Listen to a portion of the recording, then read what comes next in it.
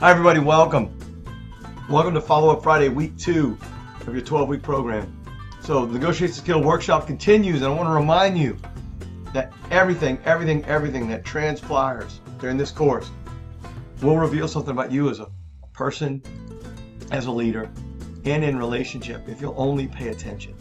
So first thing I want you to pay attention to is, hey, are you keeping the agreements, the ground rules? Are you maintaining confidentiality?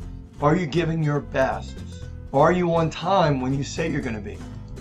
Are you having open dialogue with people, not complaining, not gossiping, having open dialogue, talking to people that can handle things that cause you your problems or your stresses, right? Are you having fun?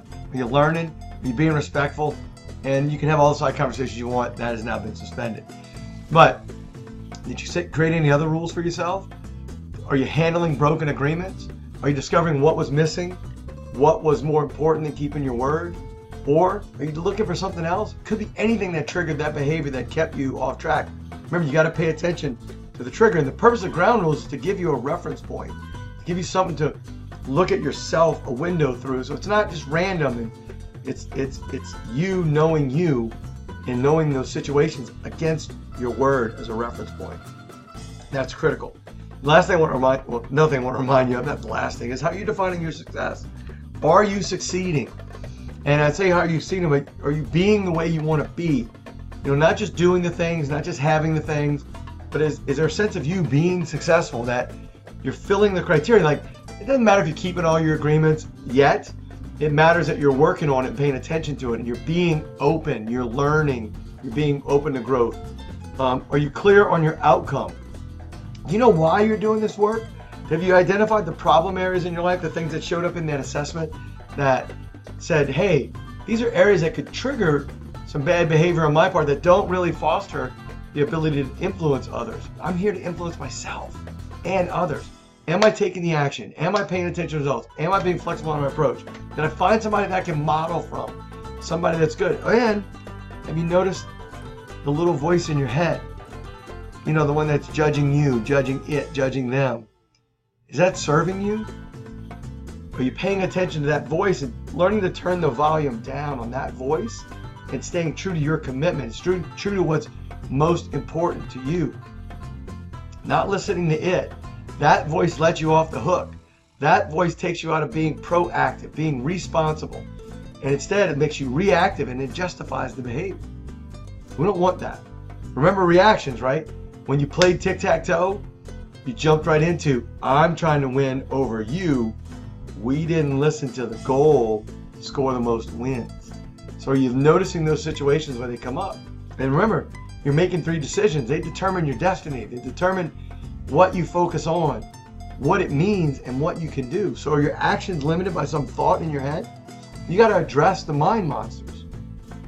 And as you do, as you pay attention to those mind monsters, and as you look at what you're focusing on, can you shift? Can you interrupt the pattern? Can you look at something else? Can you discover the red where you were looking for the green? Are you finding something that is more meaningful, that empowers you versus a meaning that disempowers you, a meaning that pisses you off, frustrates you? You know, you create all the meaning in life, and that opens up your options for action. So knowing what to do, limited on what whatever you say you can and can't do is based on the meaning you've assigned the circumstance. So instead of being a victim of your circumstance, can you be proactive in that regard? Then the last little thing I want you to make sure of is that this whole thing of negotiation and being effective as an influencer really comes down to your ability to communicate effectively with yourself, with others. And there's lack of precision in human communication. So if you can bring precision to communication, you'll get past what people say to uncover that hidden meaning of what's really happening, to challenge realities that are based in foggy notions, get down to very specifics and start addressing concerns that people really have, you have. Start with each other.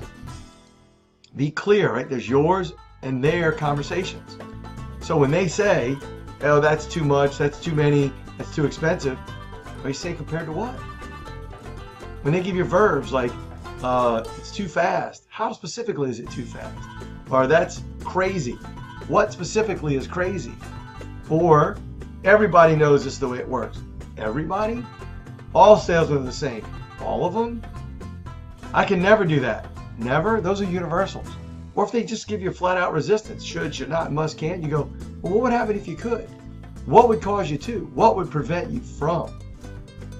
Find a way, because those levels of communication actually enhance and build your rapport. And remember, the goal is to build rapport, and being in rapport is not a freak of nature, but it's actually an intentional act where you build that connection with people by paying attention to yourself, noticing your actions, understanding yourself first. Look at that negotiation skills profile. That is a direct description of you and how you interact with other people in negotiation situations.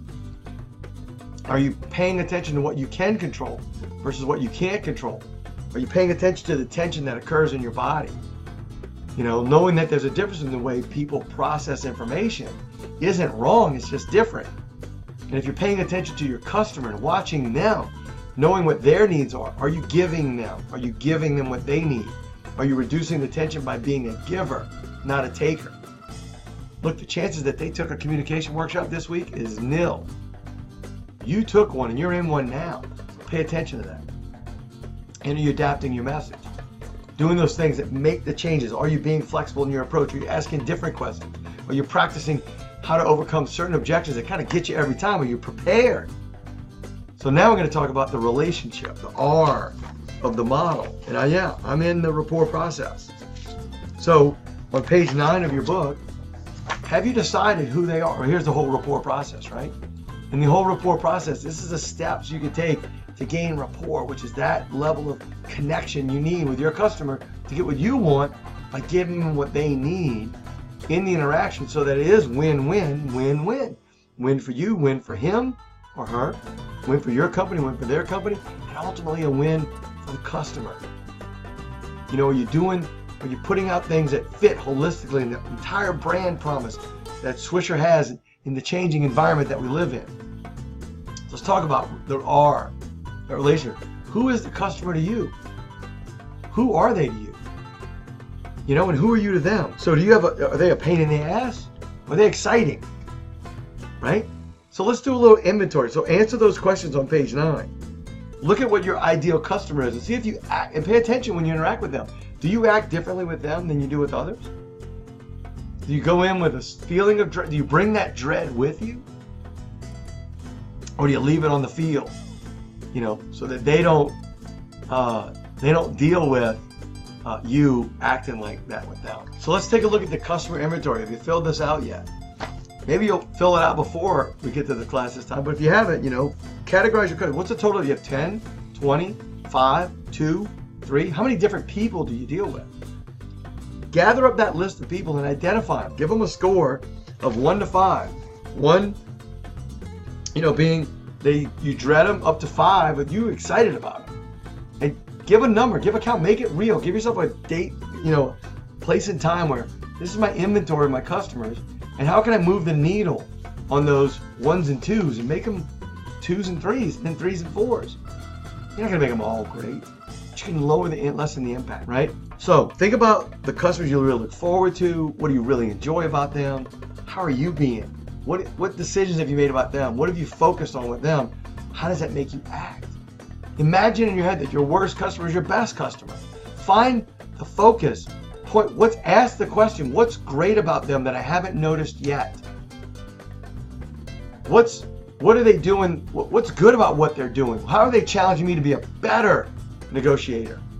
See, those people are there to challenge you, to make you better, to help you step up your game so you can be the best you can be. Fill out that, because ultimately, if they're a jerk, you're going to leave them a jerk, and they're going to stay a jerk, and they're never going to get beyond a jerk. Find something you can appreciate about them. Go into that meeting before the meeting, appreciative of them. Write it out. Make it up. Do what you have to do, but get yourself in that state where you're just as excited to see the dreaded customer as you are the excited customer, because your state will be infectious. It'll at least move the needle for you, help you look forward to something better, right? So that's it for today.